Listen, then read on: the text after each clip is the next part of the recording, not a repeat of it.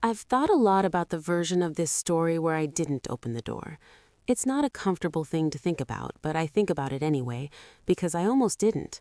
I was 3 seconds and one rational thought away from convincing myself it was a drunk neighbor or someone with the wrong address, rolling over in bed and going back to sleep. And if I'd done that, I genuinely don't know what would have happened to her. I've asked her since, and she goes quiet in a particular way that tells me she's thought about it too, and that neither of us wants to finish that sentence out loud. So let me start at the beginning, or at least at my beginning, which is a Tuesday night in November in Asheville, North Carolina, in a rental house I'd been living in alone for 7 months. I was 38. I had moved to Asheville from Atlanta following a divorce that was, by any reasonable measure, the least dramatic divorce in history. No cheating, no cruelty, no dramatic catalyst. Just two people who had slowly and mutually realized that they had grown into entirely different shapes, and that no amount of good intentions was going to make those shapes fit together again. My ex-husband, Paul, is a genuinely good person. We are friendly now, in a careful, occasional way. But at the time, the ending of the marriage, however undramatic, had left me with the particular hollowness that comes not from a wound, but from an absence, like a room with all the furniture removed. Technically fine, somehow unbearable. I'd chosen Asheville for the same reasons many people choose it: the mountains, the art scene, the general vibe of a place that seems to be actively trying to be somewhere worth being. I was freelancing as a graphic designer, which meant I could work from anywhere, which meant I had no excuse not to go somewhere that might make me feel something again. I rented a small house on the eastern edge of town, a bungalow with good light and a creaky porch, and a neighbor named Dwight who grew vegetables and left zucchini on my doorstep without asking, which I found both generous and slightly aggressive. I had made a handful of acquaintances in 7 months. Not friends yet, acquaintances. The woman at the yoga studio who remembered my name, the guy at the coffee shop who started making my order when he saw me come in. I was building a life the slow way, the way you do when you're starting over in your late 30s, which is less like construction and more like archaeology. Careful, methodical, always a little surprised by what you find. I was not unhappy. I want to be precise about that. I was not unhappy. I was in the process of converting unhappiness into something else, something without a clean name yet, and the process was ongoing. The night it happened, I'd gone to bed early. It had been raining since mid-afternoon, not a gentle mountain rain, but a serious, determined one, the kind that turns the streets into rivers and makes you grateful for whatever walls you have around you. I'd made soup for dinner, answered some client emails, watched half of a documentary about deep-sea creatures that I found both fascinating and vaguely existentially destabilizing, and turned out the light around 10:15. I was not quite asleep at 2:12 in the morning when the knocking started. I know the exact time because I looked at my phone first, the way you do when something wakes you and your initial response is confusion rather than alarm. 2:12. Rain loud against the windows, and a sound that it took me a full 5 seconds to correctly identify as knocking, because it wasn't confident knocking. It was the knocking of someone who was using the last of something to do it. I sat up. My immediate instinct was, I'm embarrassed to admit, mild irritation.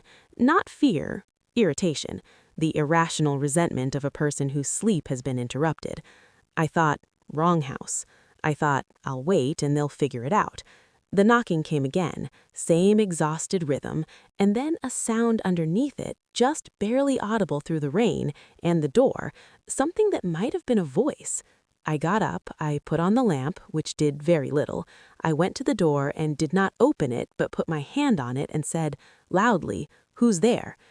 The answer was not a name.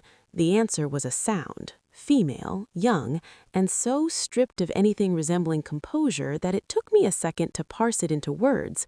What I finally understood after asking again was, "Please, I don't have anywhere." I opened the door. She was standing on my porch in the rain. The porch roof covered maybe a third of the space, and the wind was pushing the rain sideways, so the coverage was almost academic.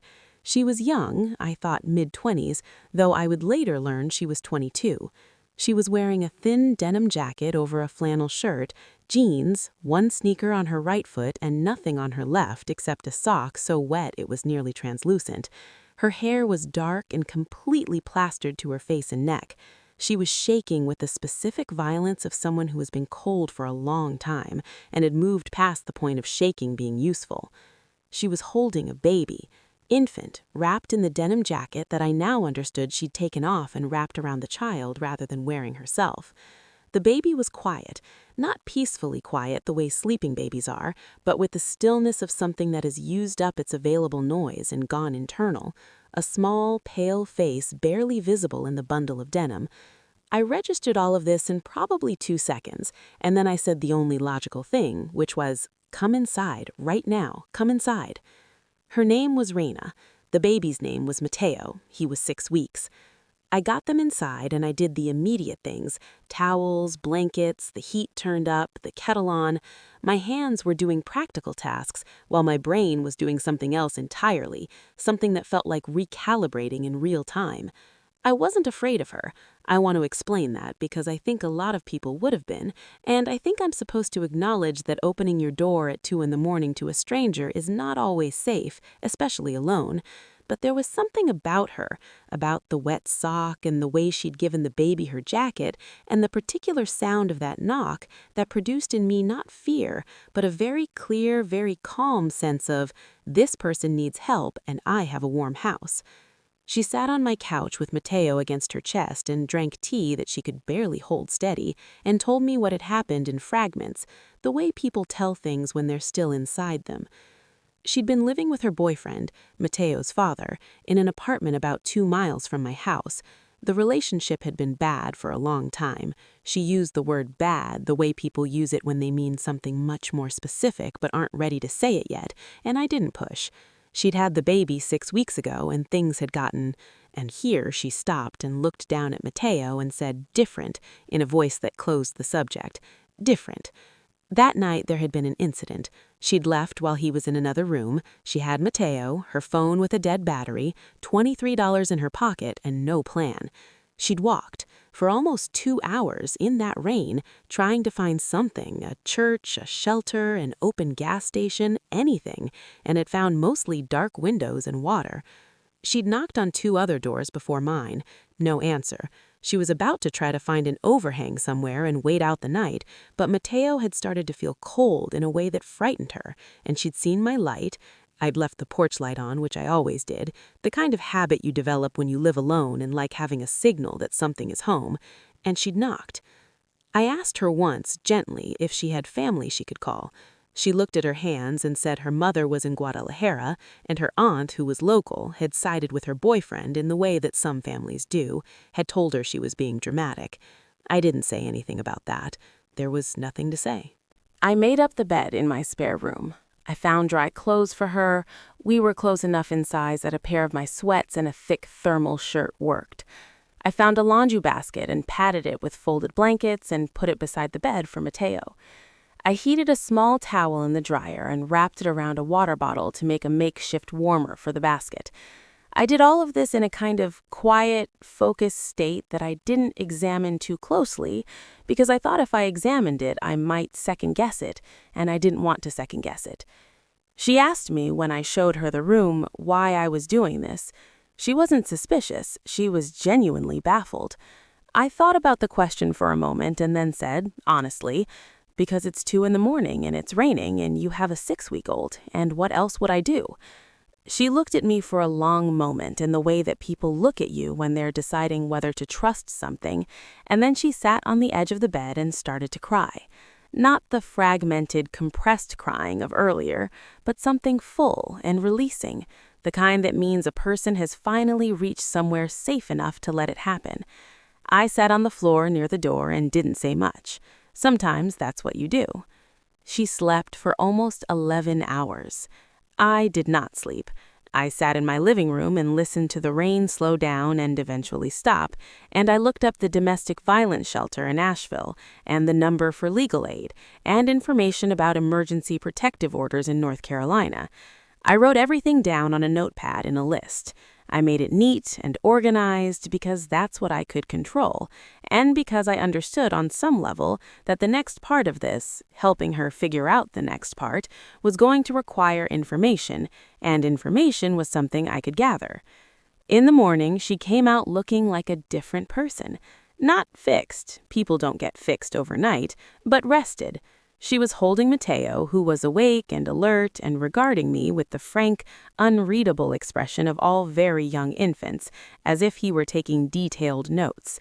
She sat at my kitchen table, and I put coffee in front of her and the notepad in front of her and said, "Whenever you're ready, I have some things to show you." She looked at the list and then at me and said, "You stayed up?" I said yes. She looked back at the list and was quiet for a moment and then said, "No one has ever done anything like this for me." I didn't know what to say to that, so I just poured myself coffee and sat down and said, "Let's start at the top." What followed was 6 weeks that I did not plan and cannot fully explain and would not trade for anything. Raina stayed in my spare room, not indefinitely, we talked about that clearly, set a loose timeline, made a plan, while we worked through the steps. The shelter helped her file for an emergency protective order. Legal aid connected her with an attorney who specialized in family law. Her boyfriend, to my vast relief, did not contest much. I think the protective order and the sudden presence of legal infrastructure startled him into a kind of cooperation he hadn't shown before. She got a formal separation arrangement from Mateo, one that gave her primary custody and him limited supervised visits. It wasn't everything, but it was solid ground. I drove her to appointments, I sat in waiting rooms and held Mateo while she talked to lawyers and advocates, and once, memorably, a judge who looked at her documentation and said very little, but signed what needed to be signed with a decisiveness I found deeply reassuring. I watched Raina become, over those 6 weeks, progressively more herself. The self that had been there under the denim jacket and the wet sock and the exhaustion, the person who laughed at specific kinds of dry humor and had strong opinions about coffee and was quietly, fiercely intelligent in a way that clarified slowly, like a photograph developing. She got a studio apartment through a housing assistance program in January, affordable, clean, close to a daycare that had a subsidized spot. I helped her move in, which took approximately 2 carloads because she didn't have much. I brought her a plant, a pothos, which I told her was biologically committed to surviving even serious neglect, which made her laugh the specific laugh I'd come to recognize as her real one. We have been friends, genuinely and lastingly, for 4 years now. This is the part of the story that surprises people, I think. They expect a clean conclusion, a moment where the narrative wraps up and everyone goes back to their separate lives. But she's in my life, properly. She came to my birthday dinner last year. I was in the room when Mateo took his first steps, which is maybe one of 5 moments in my adult life that produced in me a genuine, uncomplicated joy with no asterisk attached. She calls me sometimes late at night, not in crisis, but just to talk, and I answer because she's one of the people I always answer for. She finished her GED last spring. She's enrolled in a community college program for medical assisting. She is a mother with an extraordinary quality of presence, the kind who gets all the way down to a toddler's level, eye contact and everything, when he's talking to her. Mateo is 4 now. He calls me by my name, which I find both appropriate and quietly wonderful. He likes trucks and strawberries and a cartoon about a dog that I find slightly insufferable, but have watched approximately 100 times without complaint. Here is what I've understood, slowly, from all of this. I moved to Asheville because I was trying to feel something again. I was in a hollowed-out room after the marriage, waiting for furniture to arrive, and the furniture was taking a long time, and I was restless and sad in a quiet way that I didn't know how to fix by myself. And then someone knocked on my door. I'm not a religious person, not in any formal way, and I want to be careful not to make this into something cosmically designed, because I don't know if it was. Maybe it was just a porch light and a rainy night and a series of unremarkable choices. But I know opening that door gave me something to do with my hands at a moment when I needed something to do with them, and that doing something real for someone in genuine need is, I have found, one of the more reliable ways to remember who you are. I have a full room now, several full rooms. The furniture arrived. On my refrigerator, held by a magnet shaped like a mountain, is a photo of Mateo from last summer, squinting into the sun at a park, ice cream on his chin, the absolute picture of a child who is thoroughly loved and completely unaware of any alternative. I put that photo there on a day I was feeling particularly low. I looked at it for a long time. Then I went and opened the door.